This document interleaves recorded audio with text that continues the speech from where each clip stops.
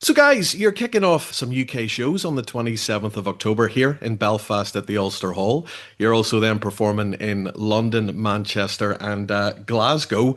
You've got a brand new album coming on the 22nd of August called Barbara.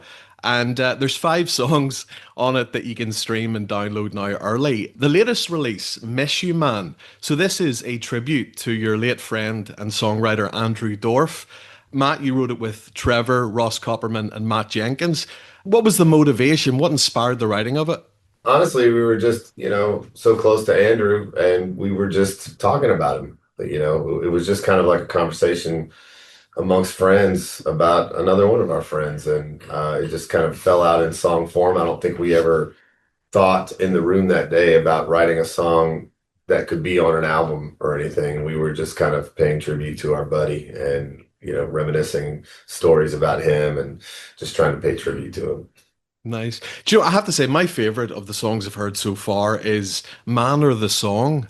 You know, you wrote that, Matt, with Brad and Trevor, Ross Copperman, and Shane McAnally. Yeah, I'd say that's probably up there at the top of my favorites too. But it's just kind of a little window into, where we are and the things that we go through in this career. It's a weird job to have. So sometimes, there's a lot of great things that happen, but sometimes it creates a lot of questions, within yourself. Who am I now? You get kind of swept up in the lifestyle and surrounded by people.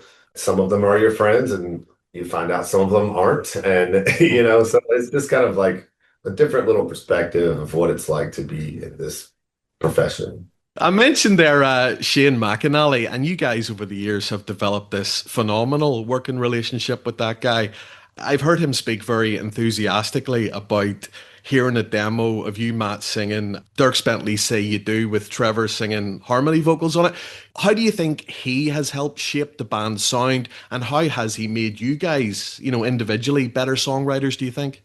I mean, first of all, like we've been writing with him since none of us had any hits, which is hard to remember him not having any hits, but he's almost part of the DNA of the band. The writing is really what sort of started the band's growth.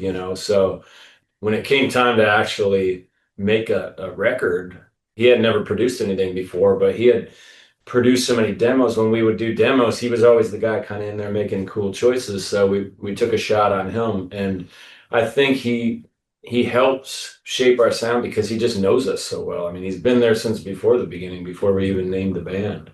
You had success as songwriters before the band really blew up.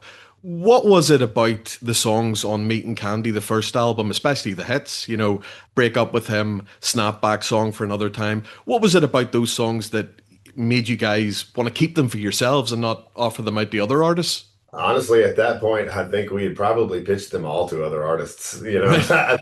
We were so entrenched in the songwriting world at that point. The only one that we, made a conscious effort to not pitch was Break Up With Them. There was something about that song in particular that we all wrote together, the five of us, and it felt way different than anything. And there was enough buzz going on about the band that we thought maybe we should hold this one back for just a second. The rest of them were from a catalog of songs that we had been working on for years. They had been pitched to every other artist in town and passed on. And, that's kind of what started to show us that maybe we had a unique voice. These other artists weren't cutting them, didn't mean they weren't great songs. Mhm. So we had a way to kind of interpret them honestly. So it was exciting to make a record of all those songs. A special point in your live show is always one man band. I've seen you guys play for 500 here at the Empire in Belfast. You were nearly falling off the stage. I've seen you at the waterfront. I've seen you at Nissan Stadium out there for like 60,000. But it always creates the same level of intimacy, that song. Is it true that the original version of it had a reggae feel to it? Yeah. Yeah, it sounds like that song "Rude," like "Why you gotta be Yeah. so rude." Yeah. That was kind of what we had in our mind a little bit while we were writing it. But then, like when we were getting close to going to the studio, and sometimes I'll get a little anxiety about having to figure out what to play in there and stuff. So I was just in the dressing room one day playing like how it starts now. I was trying to basically figure out something to play later, and Trevor was like, "Oh, that's really cool. like we should just do it like that, and so that kind of made it into this mellow uh version of the song. But the vulnerable nature of it seems to have been a real, maybe turning point is overly dramatic, but it was a different sort of different aspect of you guys and your sound, wasn't it?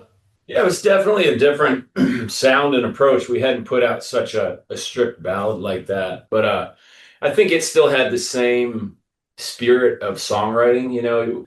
With a love song, there's only so many ways to say something, but when you find a unique way to say "I don't want to be alone," that's what we're always searching for. So I think in that way, it was very Old Dominion. Selfishly, I want to ask you on your fourth album, Time, Tequila, and Therapy. I loved the collaboration with Gladys Knight. How did that come about? That was a total fluke. It was during COVID, so we had decided to go to outside of Nashville to go to a studio and just kind of live there for a few weeks and write every song in the studio and then record it. So that whole album was created in those couple of weeks. Mhm. We didn't know at the time that Gladys Knight lived in Asheville, North Carolina, which is where we were. We wrote that song and we were tracking it and listening to it and thought it'd be cool to have like a Motown legend of some sort to lend their voice to it. And somebody said like Gladys Knight, and then there was a person in the studio that said she lives right down the street. No way. So they called her for Well, us. she happened to know them too, right? Yeah, she knew him. It's a small community, so she knew him. So she called him and said, "Hey, these guys are in the studio. They made a song. They think you'd be great for it." And she didn't even hear it. She just said, "Yes, I'll do it." She shockingly knew who we were. Back in February, you played a residency of 7 shows at the Ryman Auditorium in Nashville, and I know the money these shows made, it benefited multiple charities. One of which was the Ramsey Foundation, which you've established, Matt, with your wife Sarah. What is it the foundation actually does, and how rewarding has that been? That's one of the most rewarding things that you can do in this position when you've been given so much. We live a really charmed life by chasing after this thing and having success with it. So it's really rewarding to be able to turn around and give back. I'm from a really small community, and culture and opportunity is hard to find in some of these smaller rural communities, and even basic needs like food, just to get enough, peanut butter and jelly to make sandwiches. It's a poor community. So that's really what inspired me, was my own hometown, seeing people struggle there and knowing I had done so well. And it was an easy way for me to figure out how to give back. So we started a little songwriter night there that was really small but grew into a big thing and allowed us to give back in a lot of ways, which, once the snowball starts, you can start finding other ways to give back in other communities too. So basic needs, arts, culture, opportunities, music equipment, art supplies, things like that. And to have moved to Nashville like over 20 years ago, it's such a difficult place. I mean, longevity these days in music is more or less impossible. To now have your very own bar there, Odie's, I mean, to watch people from all over the world come and hang out and have a drink in that place, that must be pretty surreal.